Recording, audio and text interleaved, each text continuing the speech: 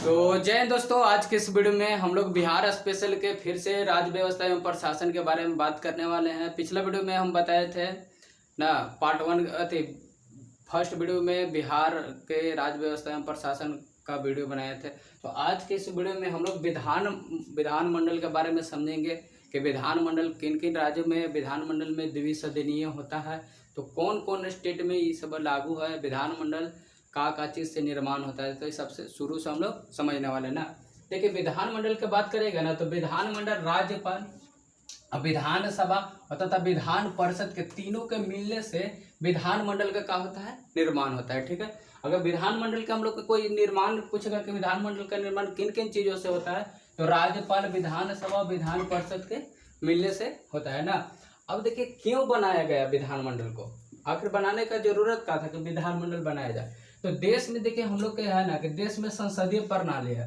देश में संसदीय प्रणाली के कारण हम लोग को क्या किया गया, विधानमंडल का निर्माण किया गया था ना। और विधानमंडल का निर्माण राज्यपाल, विधानसभा, विधान परिषद से मिलकर होता है। ठीक है, अब बात करेगा, देखिए हम लोग के संविधान इतना अच्छा है ना कि संविधान क्या कहता है, संविधान दिया है कि राज्यों के लिए विधानमंडल राज्य विधानमंडल बना सकता है। अब राज्य पर डिपेंड करता है कि अब देखिए विधानमंडल एक सदनीय भी होता है और कुछ द्विसदनीय भी होता है। अब राज्य पर डिपेंड करता है कि राज्य कौन सदनीय अपना बनाना चाहता है। जैसे हम लोग अगर बिहार में बात करेगा, हम लोग का बिहार स्पेशल के बारे में बात करें तो बिहार स्पेशल से ही समझेंगे ना।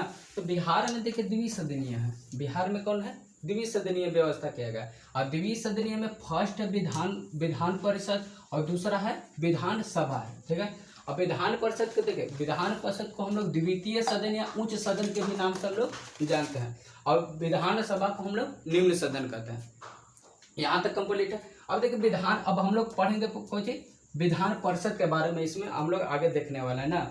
अब विधान परिषद के बारे में देखिएगा तो विधान परिषद का अभी हम बताएं कि उच्च सदन या द्वितीय सदन कहा जाता है।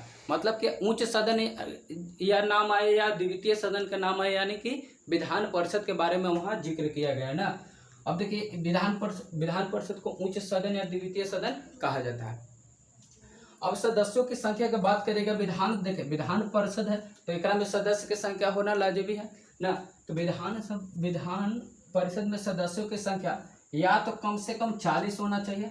विधान परिषद की हम लोग बात करें, विधान परिषद में सदस्यों की संख्या कम से कम 40 होना चाहिए, या अधिक से अधिक जितना विधानसभा में सदस्य की संख्या उसका 1/3 होना चाहिए। अधिक से अधिक में अगर पूछेगा तो विधानसभा के सदस्यों की संख्या का 1/3 यानी कि 1/3 से गुना करके होना चाहिए, और कम से कम कितना, 40 है। तो अभी बिहार में विधान परिषद में कितना है, 40 सीट है। ठीक है, अब क्या हुआ कि 12 दिसंबर 1911 में दिल्ली में दरबार लगा था।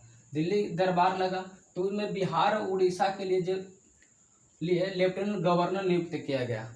ठीक है, लेफ्टिनेंट गवर्नर को नियुक्त किया गया, और 22 मार्च 1912 को नए प्रांत का गठन किया गया था।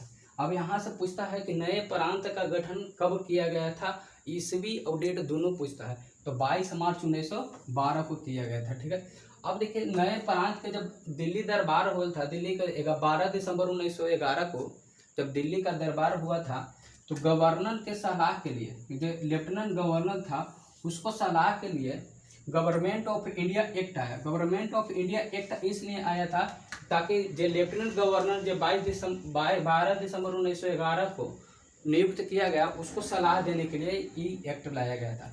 अब इसमें सदस्य की संख्या कितना था, 43 था, यानी कि 43 था। और 43 सदस्य में 3 सदस्य पदेन से थे, और 21 निर्वाचित सदस्य थे, और 19 सदस्य का थे मनोनीत किया गया था। गवर्नमेंट ऑफ इंडिया एक्ट में सदस्य नियुक्त किया गया था, जिसमें हम बताया कि 3 पदेन से था, और 21 निर्वाचित और 19 मनोनीत सदस्य था। ठीक है, अब देखिए अच्छा, गवर्नमेंट ऑफ इंडिया एक्ट आया कब, देखिए ये कहाँ किया था, पहले था India act council, India council act था 1861, और दूसरा था 1909। ये दोनों में संशोधन करके, दोनों एक्ट में संशोधन करके गवर्नमेंट ऑफ इंडिया एक्ट 1912 लाया गया था। कब, दिल्ली के दरबार में। और दिल्ली के दरबार कब लगा था, 12 दिसंबर 1911 को। अब देखिए विधान परिषद के प्रथम बैठक होता, विधान परिषद का प्रथम बैठक हुआ था 20 जनवरी 1913 को। कहाँ पे हुआ था?